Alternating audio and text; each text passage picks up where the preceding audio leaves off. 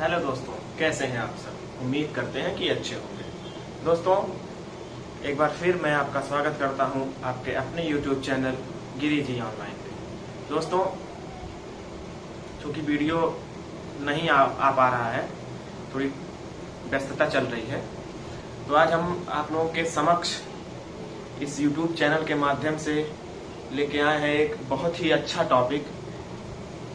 प्रतियोगी परीक्षाओं के दृष्टिकोण से बहुत ही अच्छा टॉपिक माना जाता है। तो आज हम आप लोगों को बताएंगे संविधान के स्रोत। जो भारत का संविधान है वो बहुत बड़ा है और लिखित संविधान है।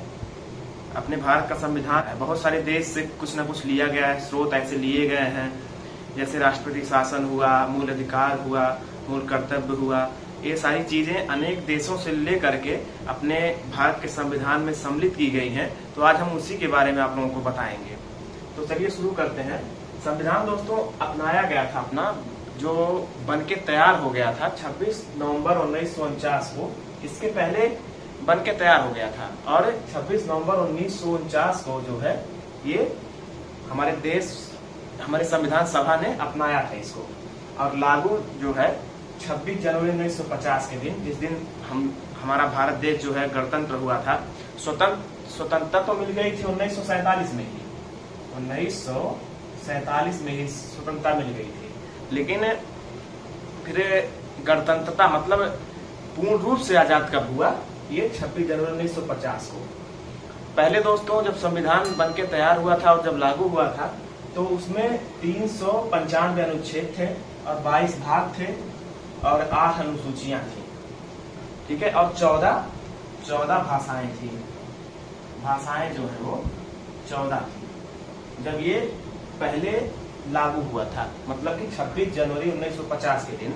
इसमें 395 अनुच्छेद, 22 भाग, 8 अनुसूचियां और 14 भाषाएं थी।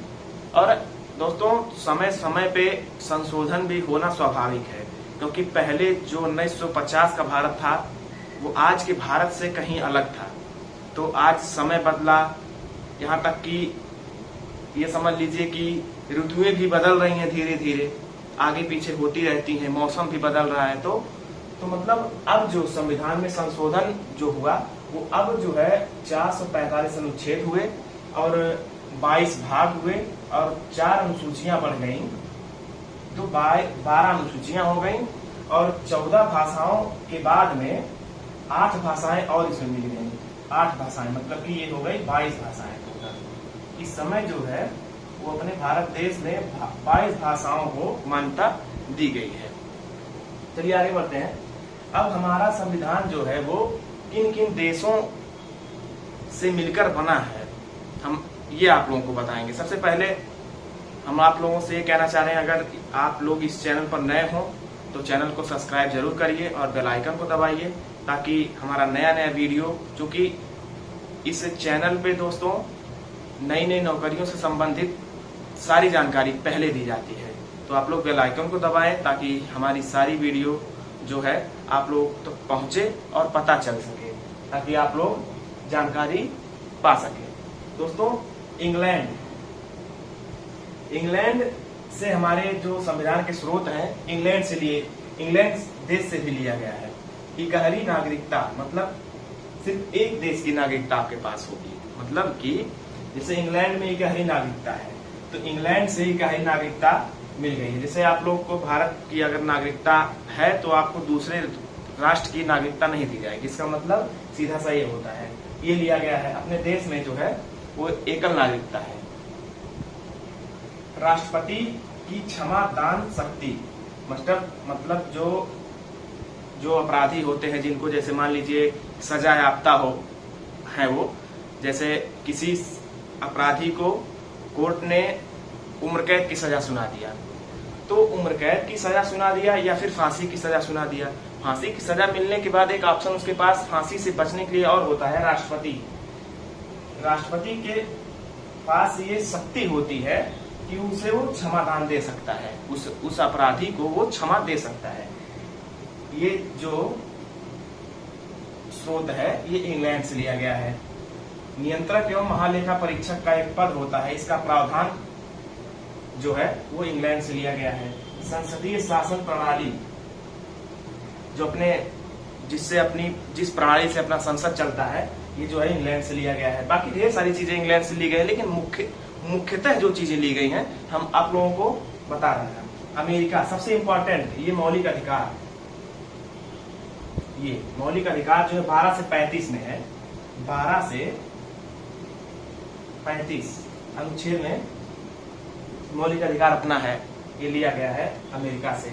न्यायिक सर्वोच्चता, जाहिर सी बात है जो न्याय है वो सर्वोच्च होना चाहिए। अपने देश में न्यायिक सर्वोच्चता है। जैसे अगर हम हर एक जगह से हार जाते हैं तो हम कोर्ट का सहारा लेते हैं, मतलब न्यायालय का सहारा लेते हैं। हमें विश्वास है कि अगर हमारा कहीं नहीं सुना जाएगा तो हमारा न्यायालय हमको जरूर सुनेगा और न्याय हमारे साथ करेगा, अन्याय हमारे साथ नहीं होगा। ये जो है न्याय की सर्वोच्चता जो है ये अमेरिका से ली गई है। उपराष्ट्रपति का पद, अपने देश में उपराष्ट्रपति का पद भी है, जैसे राष्ट्रपति, उपराष्ट्रपति, अपने देश में उपराष्ट्रपति का पद भी है, तो ये इसे भी अमेरिका से लिया गया है। महाभियोग की प्रक्रिया, जैसे राष्ट्रपति पर महाभियोग लगता है, और राष्ट्रपति पर महाभियोग की प्रक्रिया तो आखिर कैसे, मतलब क्यों लगती है, कैसे लगाया जाए, क्या उसकी प्रक्रिया है, तो इसके बारे में जानकारी जो है अमेरिका से हम लोगों ने इकट्ठा करी और अपने संविधान में उसको मेंशन कर दी।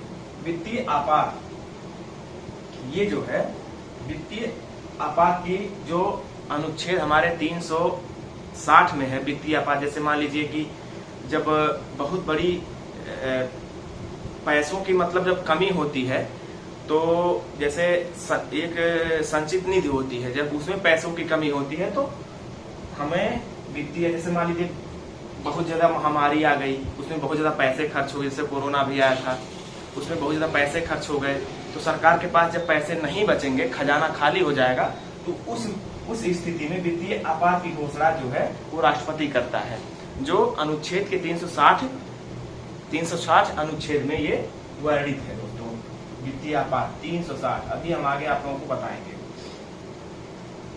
जजों को हटाने की प्रक्रिया जो है ये भी अमेरिका से ली गई है। जज जो न्यायालय में न्यायाधीश होते हैं, जैसे मुख्य न्यायाधीश होते हैं, उसके अधीनस्थ जो अन्य न्यायाधीश होते हैं, उसको हटाने की, उनको कैसे हटाया जाए, ऐसे नहीं कोई ऐसे ही बस हटा दिया जाए, ऐसे नहीं, तो एक उसका सिस्टम होता है, एक नियम होता है, उसको भी प्रक्रिया जो है ये अमेरिका से लिया गया है। फ्रांस 3 नंबर पे है, फ्रांस दोस्तों। गणतंत्र, अपना देश जो है वो गणतंत्र है, प्रजातंत्र नहीं है, यहाँ गणतंत्र है, मतलब कि सरकार को चुनने की जो प्रक्रिया है वो सीधे सीधे जनता करेगी।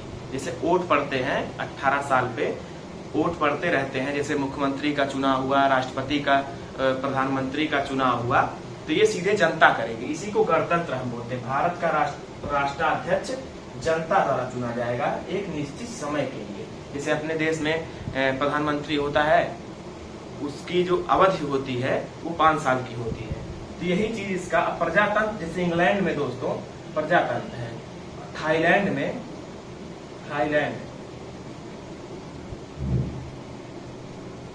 में कोरिया में, दक्षिण कोरिया जो बोला जाता है, कोरिया में ये प्रजातंत्र है दोस्तों। जैसे किंगजोम है, किंगजोम, यहाँ पे उसी के जो रिश्तेदार, मतलब जो घर वाले हैं, जो उनके लड़के हैं, दादा परदादा बाप, यही सब मतलब वहाँ की प्रजा को, वहाँ के देश को चलाते हैं। राष्ट्राध्यक्ष वही माने जाते। थाईलैंड में भी वही प्रशासन है। अपने जो नेपाल में पहले था लेकिन अब खत्म हो गया है। ऐसे अपने यहाँ प्रजातंत्र नहीं है, यहाँ पे गणतंत्र है, मतलब सीधे राष्ट्राध्यक्ष का चुनाव जो है वो जनता करेगी, जैसा कि आप लोग करते हैं। अब रूस, मौलिक कर्तव्य दोस्तों 51 का मौलिक कर्तव्य जो है अनुच्छेद 51 का में ये वर्णित है। मौलिक कर्तव्य 11 मौलिक कर्तव्य हैं, आप लोग जानते होंगे। ये जो है अनुच्छेद 51 का में वर्णित है। पंचवर्षीय योजना दोस्तों, पंचवर्षीय योजना 1951 से प्रारंभ हुई थी। ये 5 वर्ष, इसका मतलब ये होता है कि 5 वर्ष में सरकार को क्या करना है, उसका एक आंकती है सरकार, मतलब कि एक अनुमान लगाती है कि हम क्या कर सकते हैं। भले वहां तक नहीं पहुंच पाए, लेकिन एक अनुमान लगा लेती है। जैसे हम अगर सीधे शब्दों में बताएं तो हम एक अनुमान लगाते हैं कि आज हम 12 घंटे में 50 किलोमीटर की दूरी तय करेंगे। तो हम चलना प्रारंभ किए, भले हम नहीं तय कर पाते हैं, मान लीजिए हम 45 किलोमीटर की दूरी तय कर पाते हैं, लेकिन हमने एक अनुमान लगाया कि हाँ 50 किलोमीटर, मतलब पढ़ने की अगर बात किया जाए तो आज हम मान लीजिए एक चैप्टर खत्म करेंगे, ठीक। हम भले ही एक चैप्टर ना खत्म कर पाए, लेकिन हम उसे खत्म करने की कोशिश करेंगे, उसका डाटा हम नोट करते रहेंगे। जैसे यही मतलब होता है कि पंचवर्षीय योजना, हर 5 वर्ष पे पंचवर्षीय योजना आती है, जो अब खत्म हो गई है दोस्तों। ये जो है 1951 से प्रारंभ हुई थी। 51 से 5 वर्ष आप जोड़ते चले जाइए, 51 से 56 में दूसरी आ गई, 56 से 61 में तीसरी आ गई। ऐसे ही पंचवर्षीय योजनाएं चलती रहेंगी, जो अब खत्म कर दिया गया है, जो अब नीति आयोग इसे बनाया गया है, नीति आयोग। अब इसके माध्यम से हम एक आंकड़ा अपना तय करते हैं और उसे पूरा करने की कोशिश करते हैं। ये अब जर्मनी, राष्ट्रपति की आपातकालीन शक्तियों का प्रावधान, जैसा कि हम ये बता चुके हैं, वित्तीय आपात, ये राष्ट्रपति के आपातकालीन शक्तियों का एक ये जो है ये प्रावधान में ये वित्तीय आयोग भी आता है, वित्तीय आपात भी आता है, जो 360 अनुच्छेद में रखा गया है। ये जर्मनी से लिया गया है। अब जो है 3 आपातकालीन शक्तियां जो हैं वो सीधे और सीधे राष्ट्रपति, अपने देश के राष्ट्रपति के हाथ में होती है। मतलब उनमें राष्ट्रपति के पास ये शक्ति होती है कि वो पूरे देश पे कोई नियम लागू कर सकता है। अब क्या कर सकता है हम बताते हैं। राष्ट्रीय आपात, जैसे 352 में राष्ट्रीय आपात है। राष्ट्रीय आपात का मतलब दोस्तों ये होता है कि जैसे मान लीजिए बाहरी आक्रांता या कोई आक्रमण कर दिया, जैसे पाकिस्तान हुआ या चाइना हुआ, जो हमारे स्थलीय देश हैं जो सटे हुए हैं, या बांग्लादेश हुआ, नेपाल हुआ, म्यांमार हुआ, बर्मा हुआ। दोस्तों जब बाहरी कोई शक्तियां हमारे देश पे आक्रमण करेंगी तो उस समय राष्ट्रीय आपात की घोषणा अगर चाहे तो राष्ट्रपति कर सकता है। मतलब एक मान लिया जाए कि राष्ट्रीय आपात मतलब जो होता है उसे क्या बोल सकते हैं, राष्ट्रीय आपात, राष्ट्रपति शासन। जब किसी, जैसे 35 राज्य हैं अपने देश में, जैसे किसी राज्य का, जब जो किसी राज्य का राज्याधीश मतलब कि मुख्यमंत्री अगर उस राज्य का शासन व्यवस्था सही से नहीं चला पा रहा है, असमर्थ है वो, तो वहां जो है राष्ट्रपति अपने शक्तियों के आधार पर राष्ट्रपति शासन की घोषणा कर सकता है। राष्ट्रपति शासन की घोषणा जब वह कर देता है तो वहां का शासन जो है वो सीधे और सीधे राष्ट्रपति के हाथ में चला जाता है, जो वहां के राज्यपाल देखते हैं। राज्यपाल मतलब चलाने लगते हैं। कहने का मतलब सीधा सा ये है कि राष्ट्रपति शासन 356 अनुच्छेद के अंतर्गत, ये बहुत ही इंपॉर्टेंट प्रश्न है दोस्तों, ये बहुत बार आता है। राष्ट्रीय आपात, राष्ट्रपति शासन और एक वित्तीय आपात। हम यहाँ पे बता चुके हैं वित्तीय आपात का मतलब क्या होता है। जैसे जब कोई महामारी आ गई और पैसे की कमी हो गई, खजाना खाली हो गया, तो वहाँ वित्तीय आपात लग जाता है। आयरलैंड, नीति निर्देशक तत्व दोस्तों 36 से 51 में है। अनुच्छेद 36 से 51 में नीति निर्देशक तत्व है हमारे, जो आयरलैंड से लिया गया है। बहुत ही इंपॉर्टेंट परीक्षा के दृष्टिकोण से ये आयरलैंड और ये क्या नाम है, ये राष्ट्रीय आपात, राष्ट्रपति शासन, वित्तीय आपात, ये सारी चीजें जो हैं ये मतलब प्रतियोगी परीक्षाओं के दृष्टिकोण से बहुत ही इंपॉर्टेंट टॉपिक ये आज हम आपको बता रहे हैं।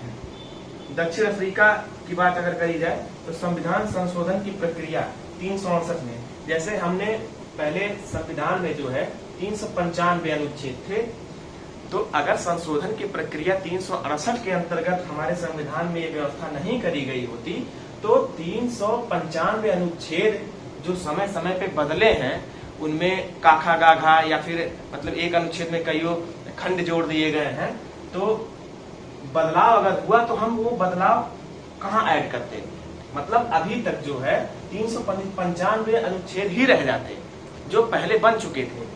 क्योंकि अब 445 अनुच्छेद हो गए हैं। 445 अनुच्छेद जो है वो 368 अनुच्छेद जो संविधान संशोधन की प्रक्रिया के अंतर्गत उसको बढ़ा करके समय के सापेक्ष 495 हो गए हैं। 22 भाग हो गए हैं, 12 अनुसूचियां हो गई हैं और 22 भाषाएं हो गई हैं। इसका मतलब ये है कि संविधान में हम संशोधन कर सकते हैं, बदलाव कर सकते हैं।